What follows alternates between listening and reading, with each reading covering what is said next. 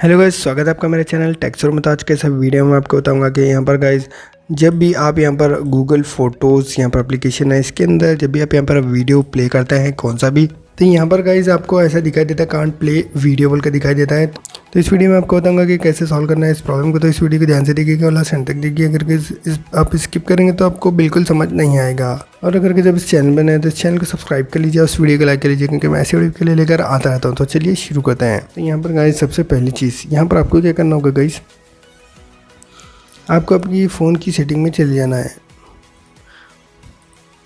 Phone की setting में जाने के बाद गाइस यहाँ पर आपको ऐप्स में जाना होगा। ऐप्स में जाने के बाद गाइस यहाँ पर आपको गूगल फ़ोटोज़ में चले जाना है। गूगल फ़ोटोज़ में जाने के बाद गाइस यहाँ पर आपको स्टोरेज में जाना होगा। स्टोरेज में जाने के बाद गाइस यहाँ पर सबसे पहले तो क्लियर कैच आपको कर लेना है। क्लियर कैच करने के बाद गाइस यहाँ पर आपको बैग आ जाना। इसके बाद यहाँ पर आपको एयरप्लेन मोड में आपका फ़ोन डाल देना है। फिर इसके बाद यहाँ पर एयरप्लेन मोड को यहाँ पर बंद कर देना है। फिर यहाँ पर आपका जो फ़ोन है वो रिस्टार्ट कर लेना है गाइस। और याद रखिए आपका जो इंटरनेट कनेक्शन है वो आपको फास्ट रखना होगा।